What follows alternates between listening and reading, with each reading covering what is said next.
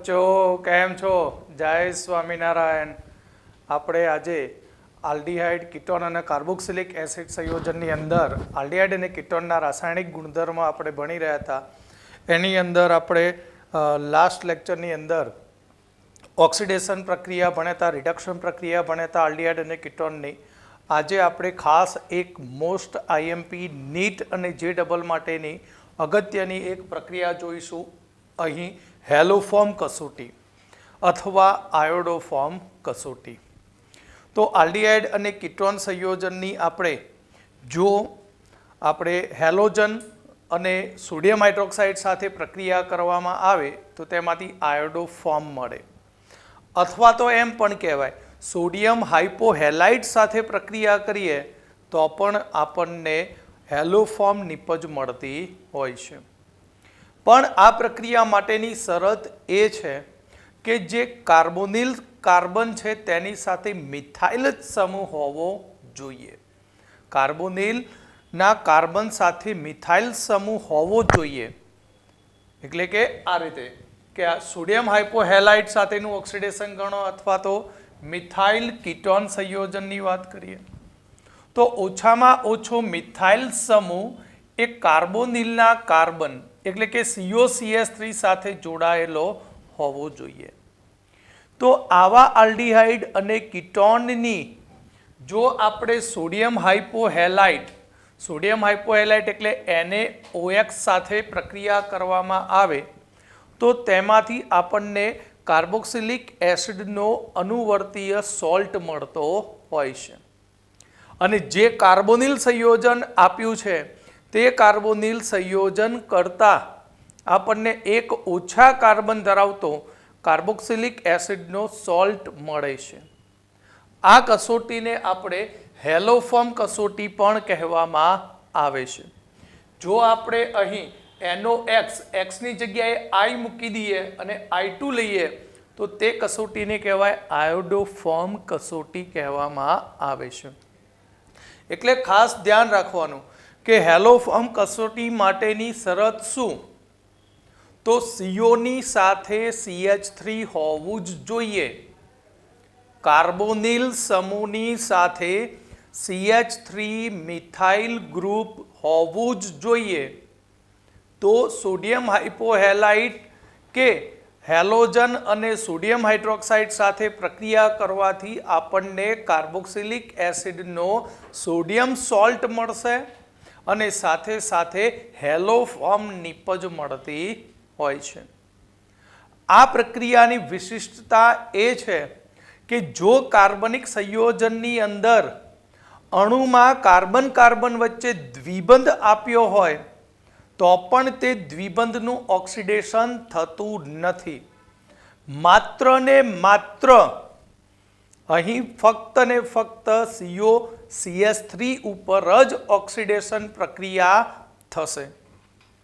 એટલે કે આપણે યાદ રાખીશું કે કેવો તો C ડબલ બોન્ડ OCH3 પ્રકારનો આલ્ડીહાઇડ કે કીટોન હોવો જોઈએ, અથવા બીજો એક આલ્કોહોલ છે કે CH3CHOH ધરાવતો આલ્કોહોલ હોય, આ પ્રકારની બંધારણ રચના ધરાવતો આલ્કોહોલ હોય, આ પ્રકારનું બંધારણ ધરાવતો આલ્ડીહાઇડ કે કીટોન હોય તો તે હંમેશા આયોડોફોર્મ કસોટી આપે જ છે।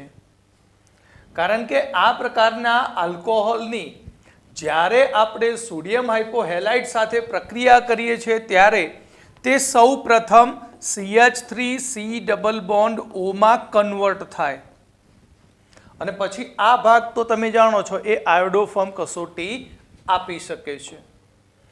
એટલે કે અહીં આયોડોફોર્મ કસોટીની અંદર ઓછામાં ઓછો મિથાઇલ સમૂહ એ કાર્બોનિલના કાર્બન સાથે જોડાયેલો હોય તેવા આલ્ડીહાઇડ અને કીટોનની સોડિયમ હાઇપોહેલાઇડ સાથે આપણે પ્રક્રિયા કરવામાં આવે તો આપણને કાર્બોક્સિલિક એસિડનો સોડિયમ સોલ્ટ મળશે અને આ કસોટી દ્વારા આપણને હેલોફોર્મ નિપજ મળે છે। આ કસોટી કે જો કાર્બનિક સંયોજનના અણુમાં કાર્બન કાર્બન વચ્ચે દ્વિબંધ હાજર હોય તો તેના દ્વિબંધ ઉપર કોઈ જ અસર થતી નથી. બીજું આપણે કહ્યું કે સોડિયમ હાઇપોહેલાઇડ દ્વારા આયોડોફોર્મ કસોટી થાય. આયોડોફોર્મ કસોટી માટે જોઈએ સોડિયમ હાઇપોઆયોડાઇડ. સોડિયમ હાઇપોઆયોડાઇડ શામાંથી બને? તો I2+ NaOH નું મિક્સચર લેવાથી સોડિયમ હાઇપોઆયોડાઇડ મળશે. અને આ સોડિયમ હાઇપોઆયોડાઇડ CH3CO સમૂહ સાથે અથવા તો આ પ્રકારનો આલ્કોહોલ CH3CHOH સમૂહ ધરાવતો આલ્કોહોલ હોય તો તેની પરખ માટે પણ આપણે આયોડોફોર્મ કસોટીનો ઉપયોગ કરી શકીએ છીએ, જેના દ્વારા આલ્કોહોલમાંથી તમને કહ્યું તે પ્રમાણે CH3CO સમૂહ બનાવશે. તો આપણે આની પ્રક્રિયા જોઈએ. પ્રક્રિયાની અંદર આપણે લઈશું R(C)O CH3. હવે તેની NaOX સોડિયમ હાઇપોઆયોડાઇડ સાથે પ્રક્રિયા કરીશ તો આ ભાગ અહીંયાથી નીકળી જશે અને બનશે R(C)O Na CHX3 hello form મળશે, જ્યાં X તરીકે Cl Br કે I હોઈ શકે. એક્ઝામ્પલ તરીકે CH3 C∪O CH3. સોડિયમ હાઇપોહેલાઇડ સાથે પ્રક્રિયા કરીએ તો બંને બાજુ CH3 છે તો ગમે તે એક CH3 હેલો ફોર્મ બની જશે. તો CH3 C∪O ONA sodium acetate plus CHX3 hello form. આ જ પ્રમાણે એસિટોફિનોન લઈએ.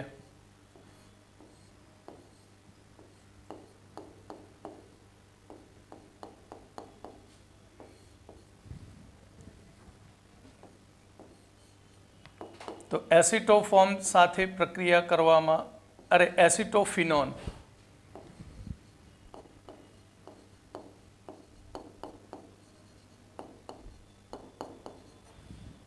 તો એસિટોફિનોનમાંથી સોડિયમ બેન્ઝોએટ બની જશે પ્લસ CHX3 બની જાય હેલો ફોર્મ.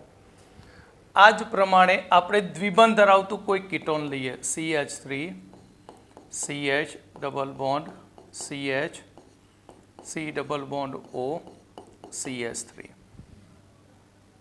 તો અહીંયા આપણે 1 2 3 4 5 આનું નામકરણ કરીએ તો પેન્ટ 3 in 2 on. હવે આની સોડિયમ હાઇપોઆયોડાઇડ સાથે પ્રક્રિયા કરીશ NaOI તો આ ભાગ આયોડોફોર્મ બની જશે એટલે CH3 CH double bond CH C∪O Na plus CHI3 આ બન્યો આયોડોફોર્મ.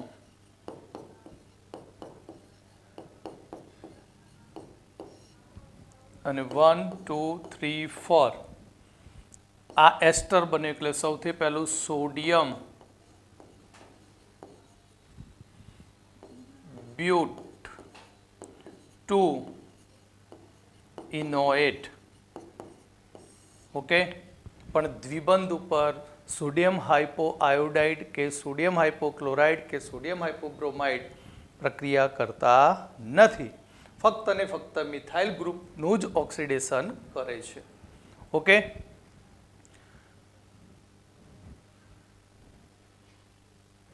હવે આપણે ખાસ અગત્યની MCQ માટેની એક આગળ પ્રક્રિયા જોઈશું, આલ્ફા હાઇડ્રોજનને કારણે થતી પ્રક્રિયા. આલ્ફા હાઇડ્રોજન કોને કહીશું? કે જે કાર્બોનિલ સંયોજન છે એ કાર્બોનિલ સંયોજનના કાર્બોનિલ કાર્બનના પડોશી કાર્બન ઉપર જે પણ H હોય છે તે બધા H ને કહેવામાં આવે છે આલ્ફા હાઇડ્રોજન. કાર્બોનિલ સમૂહના પડોશી કાર્બનને આલ્ફા કહેવાય, આને પણ આલ્ફા કહેવાય. તો આલ્ફા કાર્બન ઉપર આવતા તમામે તમામ Hને કહેવામાં આવે છે આલ્ફા હાઇડ્રોજન. તો આ આલ્ફા હાઇડ્રોજન એ એસિડિક ગુણધર્મ ધરાવે છે. આલ્ફા હાઇડ્રોજન કયો નેચર ધરાવશે? એસિડિક નેચર ધરાવશે. કેમ? કારણ કે કાર્બોનિલ સમૂહની ઇલેક્ટ્રોનીય અસર થશે.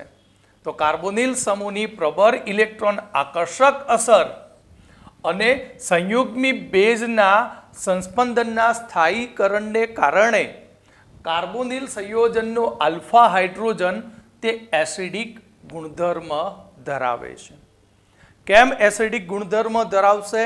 તો આલ્ડીહાઇડ કે કીટોનના કાર્બોનિલ સમૂહના પડોશી કાર્બનને આલ્ફા કહેવાય અને તેના ઉપરના Hને આલ્ફા H કહીશું.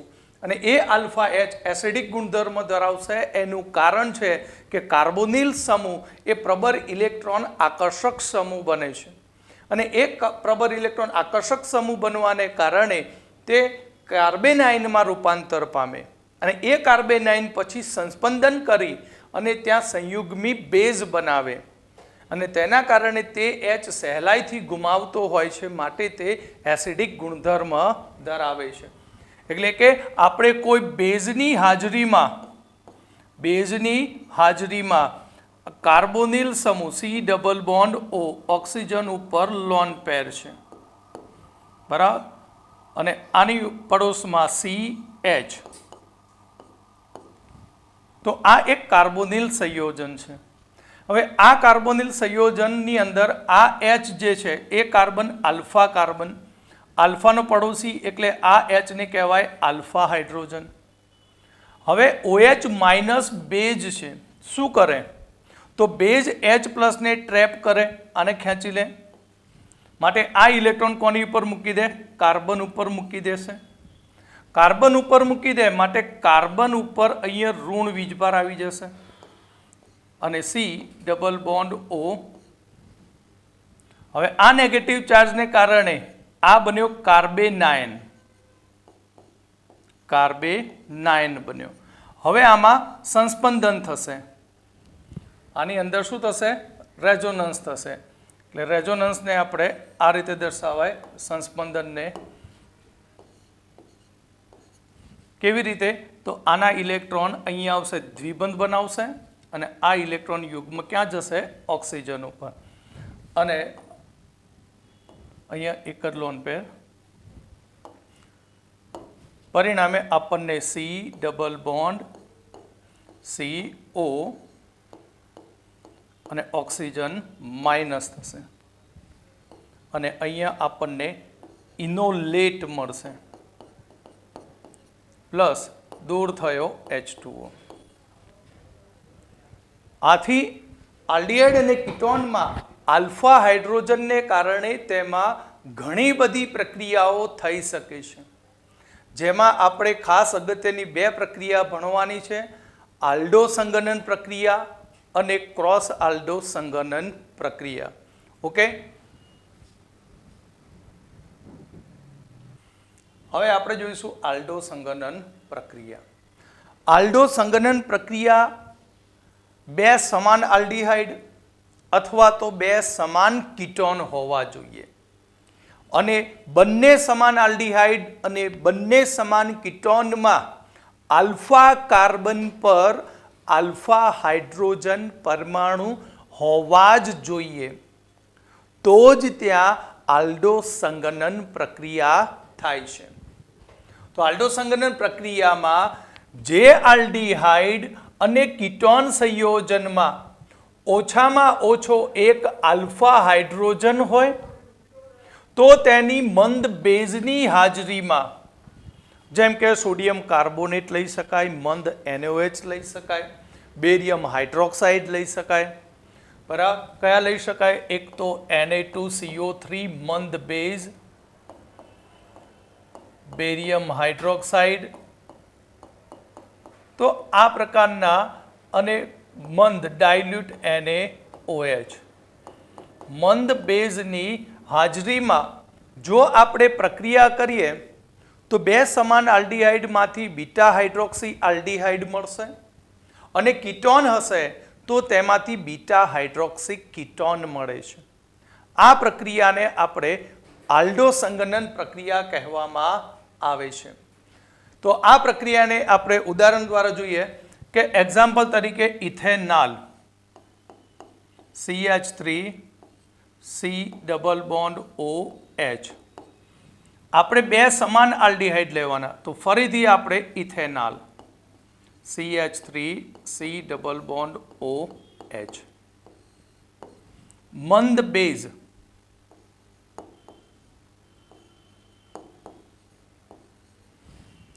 તો અહીંયા એક કાર્બોનિલનો આલ્ફા જે આની સાથે જોડાશે H, એક આલ્ફા H ક્યાં ગયો? O સાથે.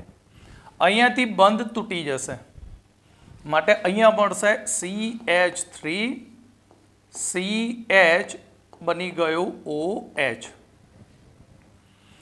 કેટલા H હતા? 3. 3માંથી એક H O સાથે જોડાય માટે CH2 CHO.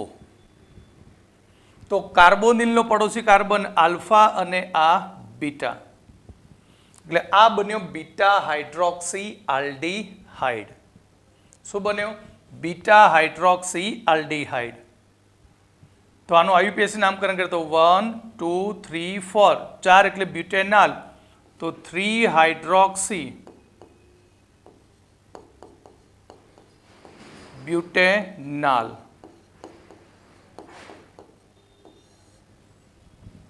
આ જ પ્રમાણે આપણે કીટોન લઈએ CH3 C double bond O CH3 acetone અથવા propanone plus CH3 C double bond O CH3. મંદ બેઝની હાજરીમાં પ્રક્રિયા કરીએ તો આને આપણે આલ્ફા કહીએ. એકનો આલ્ફા બીજાના કાર્બોનિલ ઉપર એટેક કરે, એકનો આલ્ફા H બીજાના કાર્બોનિલના O સાથે જોડાય, પાઇપ બંધ તૂટે. તો થશે શું? આ CH3 વધારાનો પડ્યો એ ક્યાં જતો રહેશે? ઉપર.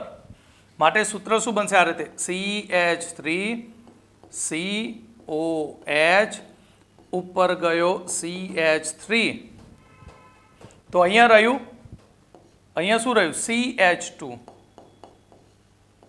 C double bond O CH3. તો આ આલ્ફા હતો અને આ બીટા હતો. તો આને કહીશું beta hydroxy ketone.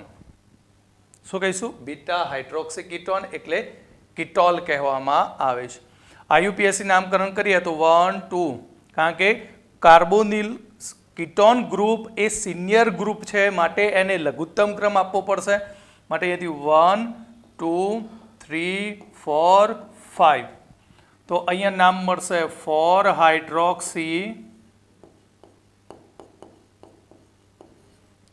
4 methyl pentane 2 on.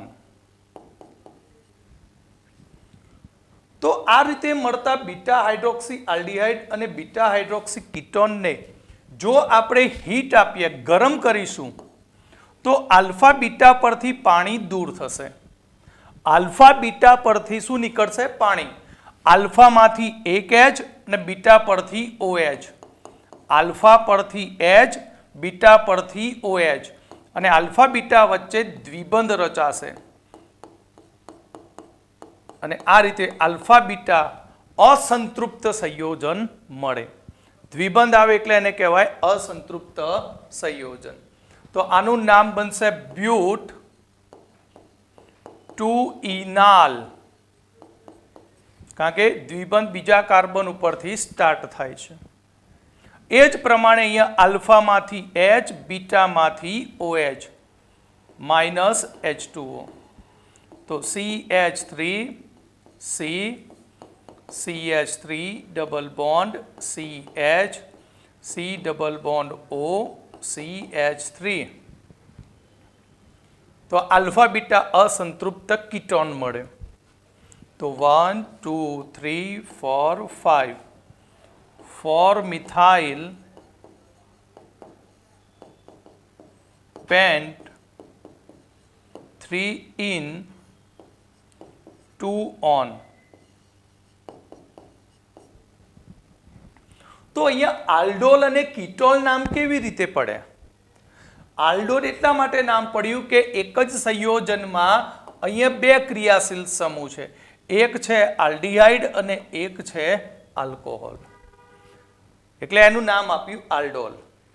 અહીંયા છે કીટોન અને અહીંયા છે OH, માટે તેનું નામ પડ્યું કીટોલ.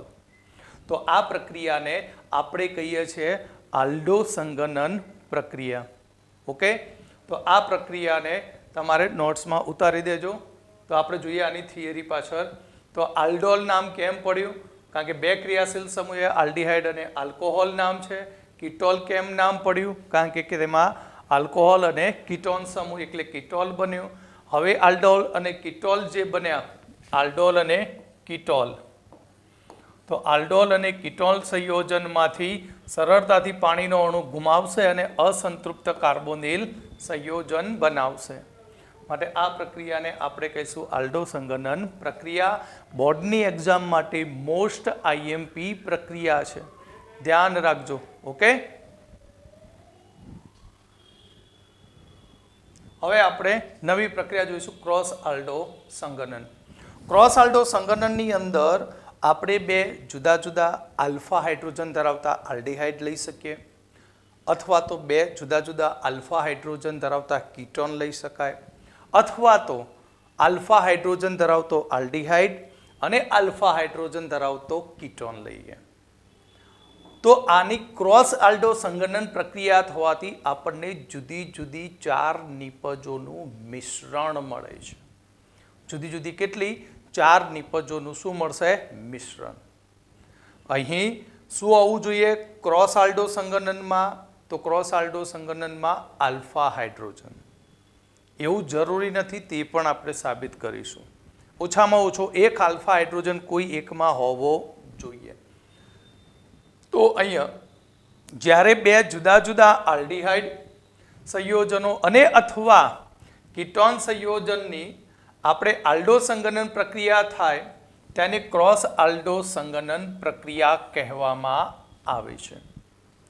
બે જુદા જુદા આલ્ડીહાઇડ અને અથવા કીટોન સંયોજનની આલ્ડો સંગનન પ્રક્રિયા છે, પણ એમાં ક્રોસ થશે અલગ અલગ, બરાબર? તો તેને ક્રોસ આલ્ડો સંગનન પ્રક્રિયા કહેવાય છે. જો બંનેમાં આલ્ફા હાઇડ્રોજન પરમાણુ હાજર હોય તો તેમાંથી 4 નિપજનું મિશ્રણ મળતું હોય છે. જેમ કે ઇથેનાલ અને પ્રોપેનોલની આપણે આલ્ડો સંગનન પ્રક્રિયા જોઈએ. તો ઇથેનાલ તો CH3CHO plus CH3 CH2 CHO ઇથેનાલ અને પ્રોપેનાલ. તો અહીંયા આપણે સૌથી પહેલા માર્ક કરી દઈએ કે આને આલ્ફા હાઇડ્રોજન મળશે, અહીંયાથી પણ શું મળશે? Alpha hydrogen. હવે આની આપણે પ્રક્રિયા કરીશું કોની હાજરીમાં? તો ફર્સ્ટ મંદ NaOH અને સેકન્ડ સ્ટેપની અંદર આપણે ગરમ કર્યું હતું તો દૂર થયું હતું H2O. તો જુદી જુદી 4 નિપજોનું મિશ્રણ મળે. કેવી રીતે મળશે? સૌથી પહેલું તો ઇથેનાલ પોતે સ્વયં આલ્ડો સંગનન કરશે. આ એની જોડે જ આલ્ડો સંગનન કરશે. એટલે જો કેવી રીતે પ્રક્રિયા લખવાની, જો ડાયરેક્ટ આપણે અસંતૃપ્ત આલ્ફા બીટા લખવાનું છે. સમજાવી દઉં, જો અહીંયા ધ્યાન રાખો કે CH3 CH double bond O plus ફરીથી CH3 CH double bond O. તો ક્રોસ સ્વયં આલ્ડો સંગનનમાં સૌથી પહેલા શું થશે? અહીંયા કેટલા H છે? 3. 3માંથી 2 H કાઢી નાખવાના અને ઓક્સિજન કાઢી નાખો. એટલે આ રીતે જુઓ,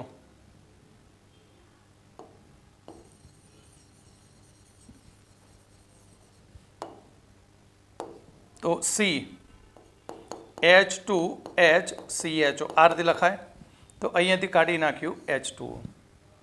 દ્વિબંધ એમને મૂકી દો અને જોડી દો. બરાબર. હવે શું રહ્યું? CH3 CH double bond CH CHO. તો હવે એ આપણી શું બનશે? નિપજ બની જશે. એટલે પહેલી નિપજ આપણી CH3 CH double bond CH CHO number 1 નિપજ. હવે બીજી નિપજ. બીજી નિપજમાં પણ અહીંયા એવું થશે શું? તો પહેલું આ સૂત્ર એમને એમ મૂકી દો. જો સિમ્પલ એકદમ સરળતાથી યાદ રહી જાય. પહેલું સૂત્ર મૂકી દઈએ આપણે પ્રોપેનાલ. તો CH3 CH2 CH અને ડબલ બોન્ડ. ઓકે. હવે આલ્ફામાંથી અહીંયાથી કાઢી નાખીશું 2H. H2O દૂર થયો. તો આ આલ્ફાને જોડી દો અહીંયા C. અહીંયા નીચે આવી જશે આગળનો CH3 અને CHO. CHO. તો આ બની નિપજ 2 નંબરની.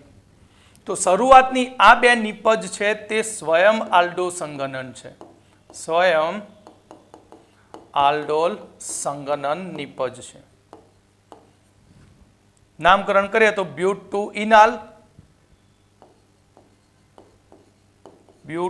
ઇનાલ, અને આ બનશે 1 2 3 2 મિથાઇલ 1 2 3 4 5 2 મિથાઇલ પેન 2 ઇનાલ.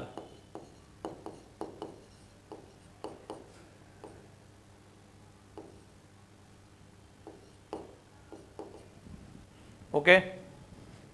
હવે ક્રોસ આલ્ડો સંગનન થશે. ક્રોસમાં શું થશે? ક્રોસની અંદર સૌથી પહેલા આ ભાગ આગળ લખી દઈએ.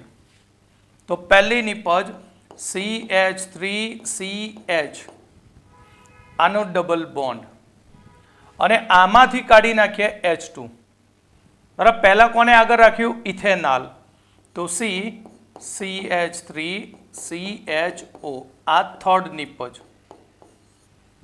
2 મિથાઇલ બ્યુટ 2 ઇનાલ પ્લસ. હવે આપણે બીજી નિપજ લખીશું. હવે ક્રોસમાં પ્રોપેનાલને આગળ લેવાનું. CH3 CH2 CH double bond. બરાબર. CH double bond. અને હવે આમાંથી 2H કાઢી નાખવાના. હવે આગળનામાંથી આપણે કેટલા H કાઢી નાખીશું? 2. તો અહીંયાથી 2H કાઢીએ તો બાકી રહ્યું શું? CH CHO. એટલે નિપજ મળી પેન 2 ઇનાલ. નિપજ મળી પેન 2 ઇનાલ. તો 3 અને 4 નંબરની નિપજ એ ક્રોસ આલ્ડો સંગનન નિપજ છે. યાદ રાખવું ખૂબ જ સહેલું છે. તમારે સ્વયં આલ્ડો સંગનન લખવું હોય તો સૌથી પહેલાં ઇથેનાલ લખો. ઇથેનાલના છેડા ઉપર ડબલ બોન્ડ મૂકી દો અને બીજા ઇથેનાલમાંથી 2H કાઢીને જોડી દો. એટલે બનશે બ્યુટ 2 ઇનાલ. એ જ પ્રમાણે પ્રોપેનાલને યાદ રાખવું હોય તો પહેલાં 3 કાર્બન મૂકી દઈએ સળંગ એમના એમ, અને પછી બીજા કાર્બનમાંથી 2H કાઢીને મિથાઇલ નીચે મૂકીને બનાવી દઈશું પેન 2 ઇનાલ. બરાબર. ત્યાર પછી આપણે ક્રોસ આલ્ડો કરીશું. ક્રોસ આલ્ડોની અંદર સૌથી આગળ પહેલાં ઇથેનાલ રાખીએ. ઇથેનાલમાં અહીંયા ડબલ બોન્ડ મૂકીશું. અહીંયાથી 2H કાઢીને આની સાથે દ્વિબંધથી જોડી દઈએ. ત્યાર પછી ચોથી નિપજ માટે પ્રોપેનાલ આગળ એમને એમ મૂકવાનો અને અહીંયાથી O કાઢી ડબલ બોન્ડ જોડી દો. અહીંયાથી CH જોડી દો. એટલે આપણને મળશે ક્રોસ આલ્ડો નિપજ મળશે. ઓકે. પણ ધ્યાન રાખો કે એવું પણ બને કે એકમાં આલ્ફા હાઇડ્રોજન ન હોય અને બીજામાં આલ્ફા હાઇડ્રોજન હોય તો પણ ક્રોસ આલ્ડો સંગનન પ્રક્રિયા થાય. જેમ કે અહીંયા મેં લીધો બેન્ઝાલ્ડીહાઇડ. જેમ કે અહીંયા લઈએ બેન્ઝાલ્ડીહાઇડ. તો બેન્ઝાલ્ડીહાઇડના આ આલ્ફા કાર્બન પર આલ્ફા H નથી. છતાં પણ ક્રોસ આલ્ડો સંગનન આપશે કોની સાથે? એસિટાલ્ડીહાઇડ CH3CHO કે જેમાં અહીંયા આલ્ફા હાઇડ્રોજન છે. તો બેન્ઝાલ્ડીહાઇડ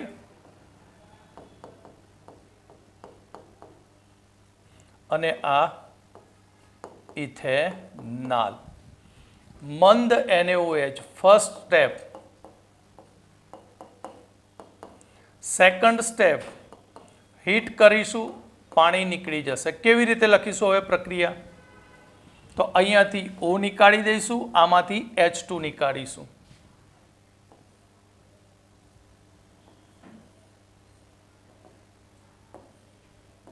માટે CH double bond CH CHO સિનેમાલ્ડીહાઇડ નિપજ મળશે. ઓકે, IUPAC કરીશું તો 1 2 3 3 ફિનાઇલ પ્રોપ 2 ઇનાલ. ઓકે, આ જ પ્રમાણે બેન્ઝાલ્ડીહાઇડની સાથે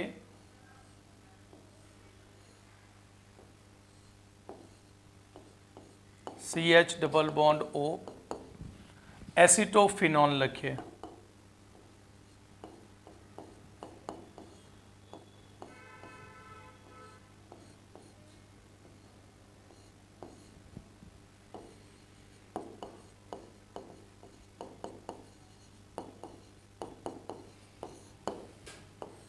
ઉપર મુજબ અહીંયાથી ઓક્સિજન, અહીંયાથી 2 હાઇડ્રોજન, દૂર થશે H2O.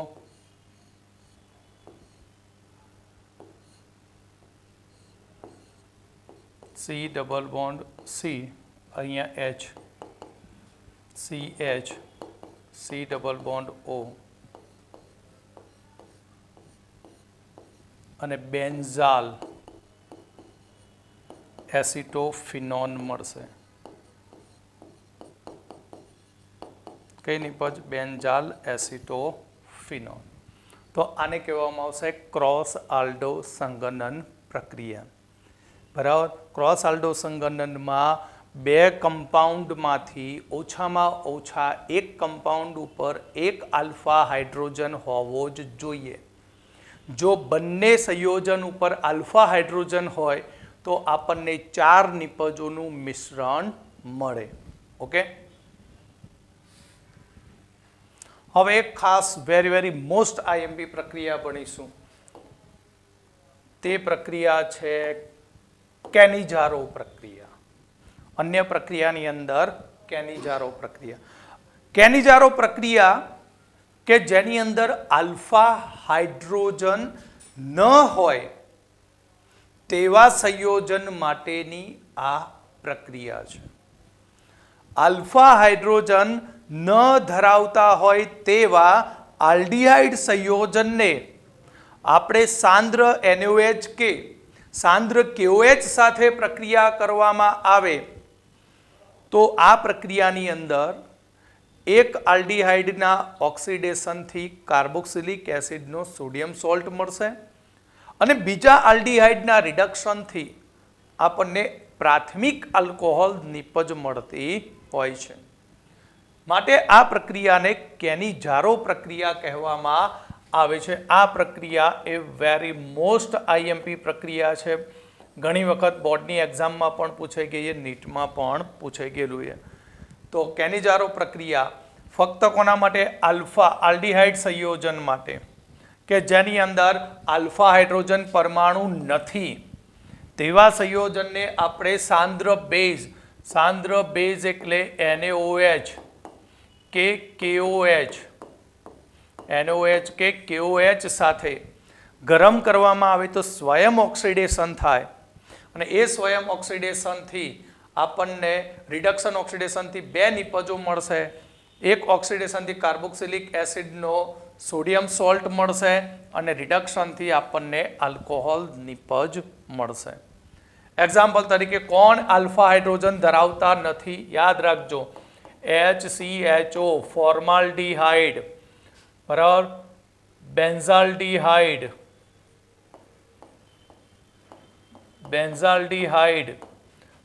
CCl3CHO ક્લોરલ આલ્ફા હાઇડ્રોજન ધરાવતો નથી. ક્યારેક આ રીતે પણ મૂકે CH3 થ્રાઇઝ CHO, આમાં પણ આલ્ફા હાઇડ્રોજન નથી. માટે આવા સંયોજનો એ આપણને કેનિજારો પ્રક્રિયા આપે છે.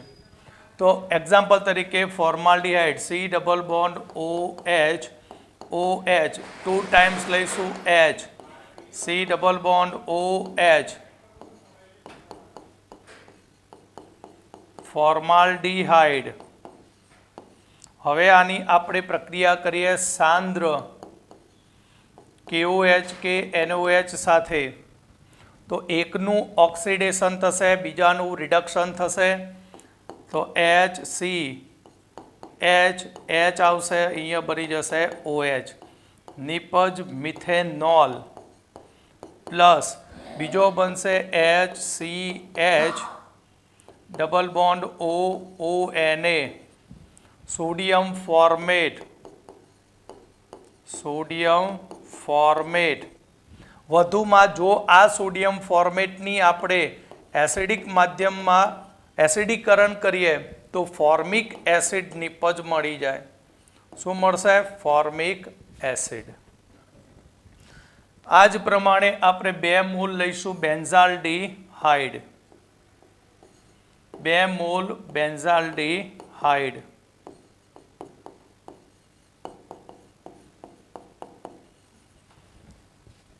હવે આની આપણે પ્રક્રિયા કરીએ સાંદ્ર NaOH.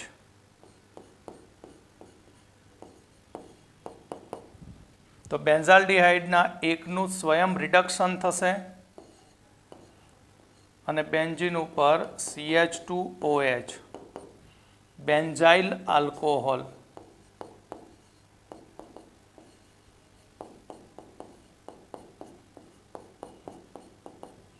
પ્લસ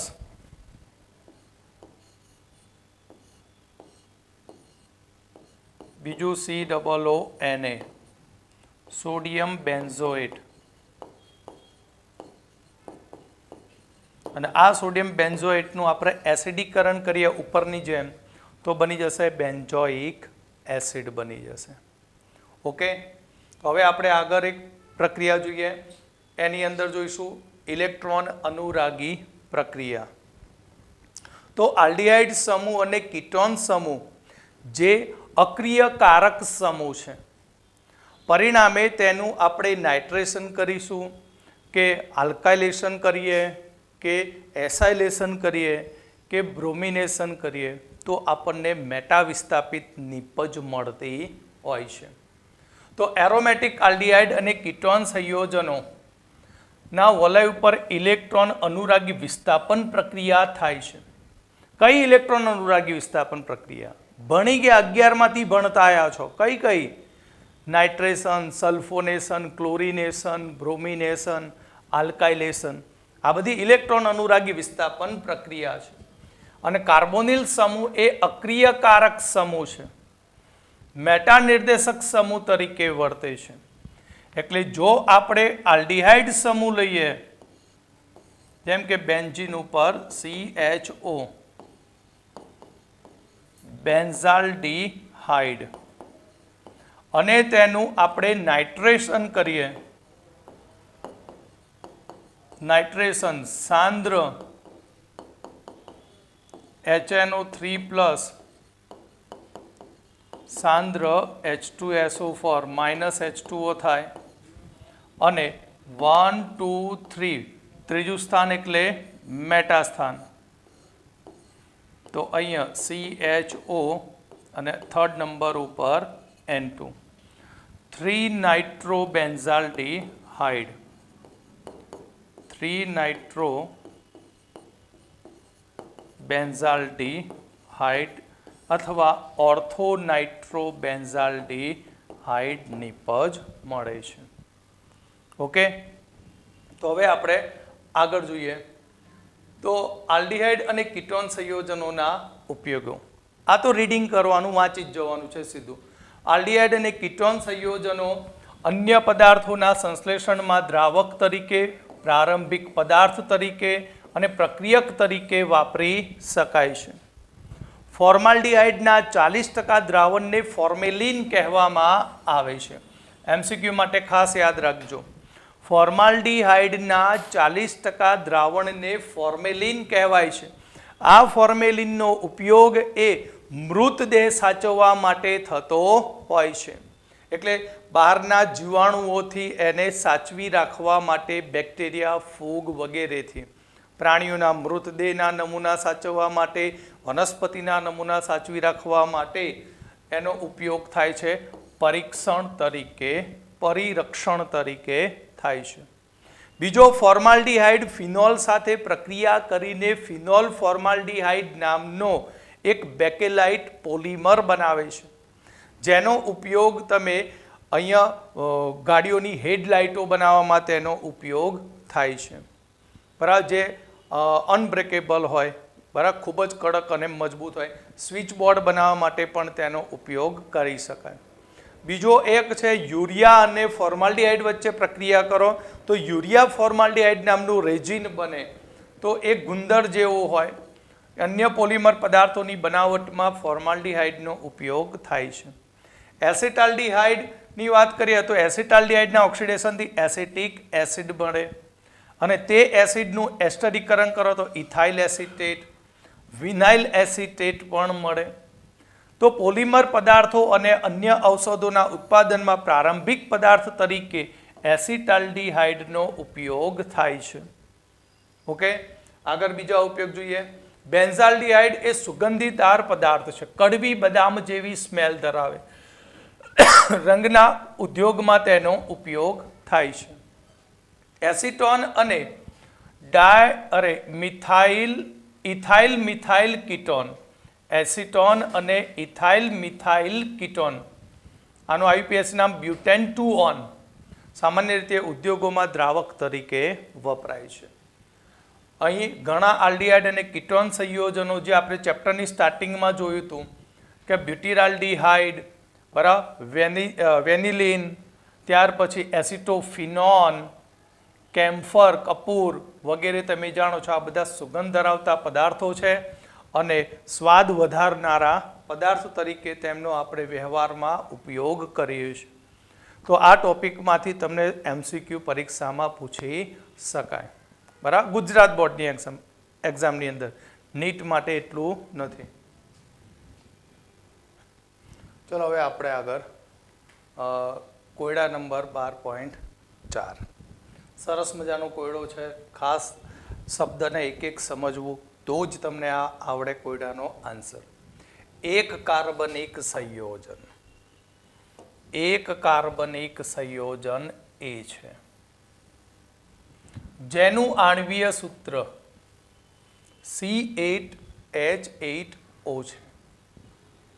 તે 2,4-ડાયનાઇટ્રોફિનોલ પ્રક્રિયક સાથે 2,4-ડાયનાઇટ્રોફિનોલ પ્રક્રિયક સાથે નારંગી લાલ અવક્ષેપ આપે છે. સોડિયમ હાઇડ્રોક્સાઇડની હાજરીમાં આયોડિન સાથે ગરમ કરતા પીળા રંગના અવક્ષેપ આપે છે. સમજો શું કહે છે? સોડિયમ હાઇડ્રોક્સાઇડની હાજરીમાં તેની I2 સાથે પ્રક્રિયા થાય છે. બરાબર, એ કોઈ કમ્પાઉન્ડ છે, એની આપણે પ્રક્રિયા કરી I2 + NaOH. મેં શીખવાડી દીધું I2 + NaOH હોય તો શું બને? સોડિયમ હાઇપોઆયોડાઇડ. અને આપણને ત્યાં પીળા રંગના અવક્ષેપ મળે. કોના? આયોડોફોર્મના અવક્ષેપ મળે. એટલે આપણને એક તો ખબર પડી આની ઉપરથી કે આ કસોટી એ કઈ કસોટી છે? આયોડોફોર્મ કસોટી છે. કઈ કસોટી છે? આયોડોફોર્મ કસોટી. આયોડોફોર્મ કસોટી કોના માટે થાય? તો C ડબલ બોન્ડ OCH3 માટે છે. મિથાઇલ ગ્રુપ કાર્બોનિલ સાથે હોવું જોઈએ. બીજું કે ટોલેન્સ અને ફેલિંગનું રિડક્શન થતું નથી.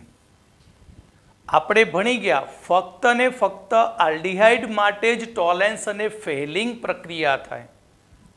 બીજું બ્રોમિન જળ અને બેયર પ્રક્રિયકનો રંગ પણ દૂર કરતો નથી. આનો મતલબ કે આપેલા સંયોજનમાં આલ્ડિહાઇડ ગ્રુપ નથી કે કોઈ અસંતૃપ્ત સંયોજન પણ નથી. તથા કહે છે કે ક્રોમિક એસિડ સાથે ઉગ્ર ઓક્સિડેશન પ્રક્રિયા કરે.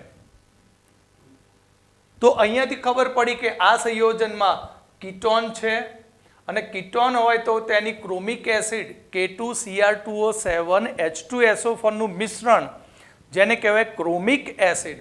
ક્રોમિક એસિડ એટલે કોનું મિશ્રણ? K2Cr2O7H2SO4 નું મિશ્રણ. અને નિપજ આપણને શું કહે? C7H6O2 નિપજ મળે. તો તમે બધા આણ્વીય સૂત્ર લાગુ પાડી દો. આલ્કેન, આલ્કીન, આલ્કાઇન, ચક્રીય આલ્કેન, બરાબર, બિનચક્રીય આલ્કેન, ચક્રીય આલ્કીન, બિનચક્રીય આલ્કીન, આલ્કાઇન અને છેલ્લે આવશે એરિનનું. તો એ સૂત્ર લાગુ પાડીશું આની ઉપર તો અહીંયાથી આપણને ખબર પડશે કે આ સૂત્રમાં આ નિપજ તરીકે શું હશે? COOH બેન્ઝોઇક એસિડ છે. એટલે આપણને કાર્બોક્સિલિક એસિડ બી આપે છે. શું આપશે? Carboxylic acid B. તો સંયોજન એ અને બી ને ઓળખો અને તેની સાથે થતી પ્રક્રિયા સમજાવો. તો આપણે એની શું લખવાની છે? પ્રક્રિયા. તો આ આણ્વીય સૂત્ર ઉપરથી કહી શકીએ કે તેની ઉપર કયું ગ્રુપ આવેલું હશે સંયોજનમાં? તો સંયોજનમાં હશે COCH3. તો આપણું આ પહેલું સંયોજન છે CH3 double bond O C8H8O, બરાબર, એસિટોફિનોન.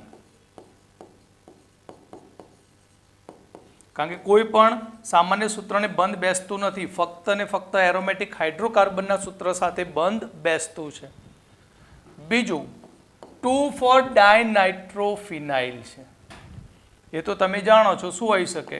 H2N NH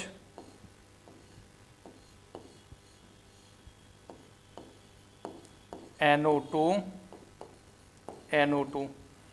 2,4-DNP ડાયનાઇટ્રોફિનોલ. હવે પ્રક્રિયા થાય તો અહીંયાથી H2O દૂર થઈ જશે. કયા માધ્યમમાં ઉદ્દીપિત થાય? Acidic.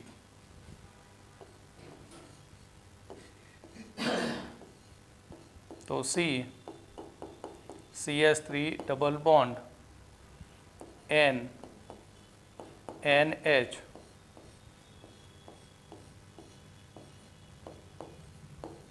NO2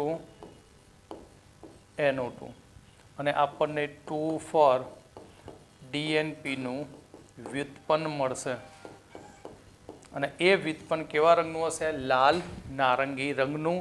very very most IMP છે આ.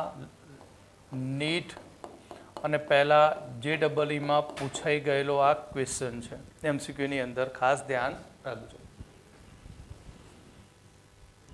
ચલો આગળ હવે લખાણ સંબંધિત પ્રશ્ન 12.4. નીચે દર્શાવેલા સંયોજનની કેન્દ્રાણુરંગી યોગશીલ પ્રક્રિયાનો પ્રતિક્રિયાત્મકતાનો ક્રમ ચડતો ક્રમ. સાવ સહેલું યાર. અવકાશીય અવરોધ જોવાનો અને ઇલેક્ટ્રોનીય અસર જોવાની. તો એની અંદર આપણા જોડે છે ઇથેનોલ, પ્રોપેનોલ, પ્રોપેનોન અને બ્યુટેનોન. જ્યાં કાર્બોનિલ કાર્બન ઉપર અવકાશીય અવરોધ ઓછો હોય તેની પ્રતિક્રિયાત્મકતા કેવી હોય? વધારે હોય. તો આપણે સૌથી પહેલું ethanol CH3C double bond O ethanol. ત્યાર પછી પ્રોપેનોલ CH3CH2CHO. કેમ? આલ્ડિહાઇડની અંદર અહીં કાર્બોનિલના કાર્બન પડોશી કાર્બન ઉપર શું આવેલા છે? 2 H આવેલા છે. એટલે અવકાશીય અવરોધ ઓછો છે. માટે આની પ્રતિક્રિયાત્મકતા ઇથેનોલની વધારે. પછી પ્રોપેનોન. પ્રોપેનોન એટલે C double bond O CH3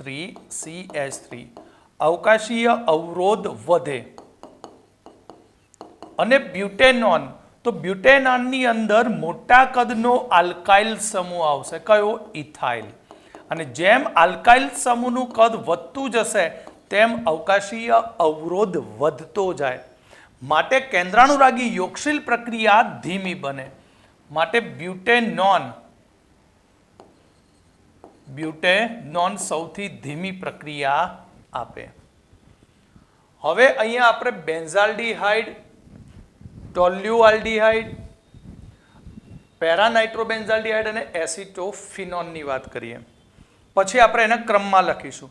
સૌથી પહેલું બેન્ઝાલ્ડિહાઇડ, તો C ડબલ બોન્ડ OH,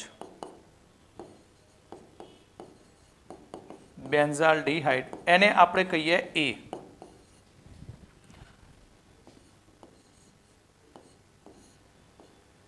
પછી પેરાટોલ્યુડિહાઇડ, C ડબલ બોન્ડ O, આને B કહ્યું. કયું છે? પેરાટોલ્યુઆલ્ડિહાઇડ. ત્યાર પછી પેરા ઉપર NO2, અહીંયા CHO, પેરા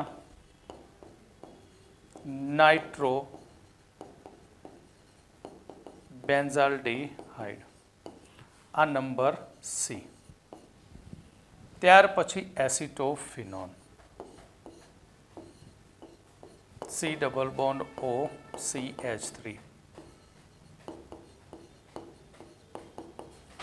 તો ચારે સ્ટ્રક્ચર ઉપરથી આપણે જોઈ શકીએ છીએ કે એસિટોફિનોનના કાર્બોનિલ કાર્બન ઉપર અવકાશીય અવરોધ વધારે છે. કેમ? કારણ કે મિથાઇલ ગ્રુપ છે અને આ બાજુ એરોમેટિક રિંગ છે. માટે સૌથી ઓછી પ્રતિક્રિયાત્મકતા કોની? તો સૌથી ઓછી પ્રતિક્રિયાત્મકતા ડી ગ્રુપની છે. કયા ગ્રુપની? ડીની છે. ચલો, ડી પતી ગયું. હવે A, B અને C માં જોવાનું. આપણે યોગશીલ પ્રક્રિયા થવા માટે કાર્બોનિલ કાર્બન ઉપર પોઝિટિવ ચાર્જ વધારવાનો કે જેથી કેન્દ્રાનુરાગી પ્રક્રિયક સહેલાઈથી તેની ઉપર એટેક કરી શકે. તો NO2 ગ્રુપ છે એ NO2 ગ્રુપ ઇલેક્ટ્રોન આકર્ષક સમૂહ છે.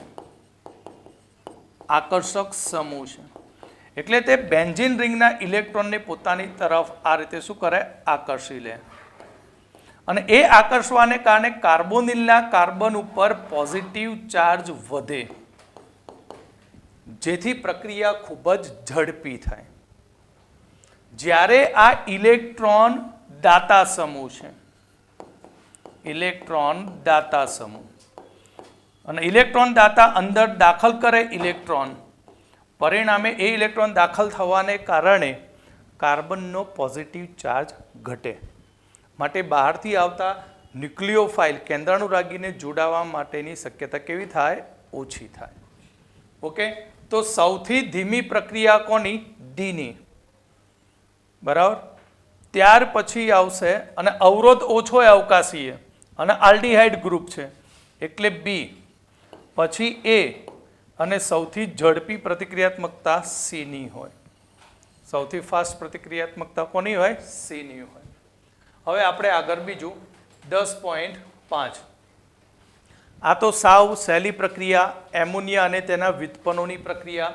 શું શીખવાડી તું? ડાયરેક્ટ જાતે બનાવી દેજો. અહીંયાથી નીકળશે H2O, ડબલ બોન્ડ એમને એમ મૂકીને જોડી દો. ડબલ બોન્ડ NOH, ઓક્ઝાઇમ બની જશે. એ જ પ્રમાણે અહીંયાથી H2 કાઢી નાખો. બરાબર. હવે સેલ્ફ અહીંયાથી H2 કાઢો, અહીંયાથી O કાઢી નાખો, H2O દૂર કરશો અને જોડી જશે એટલે હાઇડ્રોજન બની જશે. અહીંયાથી H2 કાઢવાનું, અહીંયાથી કાઢવાનો O. તો સેમી કાર્બેઝોન બનશે. ચલો આનું બંધારણ બનાવીએ આપણે સૂત્ર. તો RCH double bond CH double bond N અહીંયાથી આવશે NH C double bond O NH2. અક્કલ વાપરવાની થોડી વાપરવાની બરાબર. સેમી કાર્બેઝાઇડમાં NH2 હોય એમાંથી H2 દૂર કરવાનો. ત્યાર પછી અહીંયા છે NH2 અહીંયાથી જશે તો આની નિપજ આપણે બનાવી દઈએ. તો CH3 double bond N CH2 CH3 વિસ્થાપિત ઇમાઇન.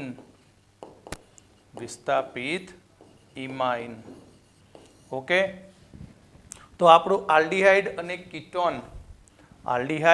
અને કીટોન ટોપિક કમ્પ્લીટ થયો. હવે નેક્સ્ટ લેક્ચરની અંદર આપણે સ્ટાર્ટ કરીશું કાર્બોક્સિલિક એસિડ.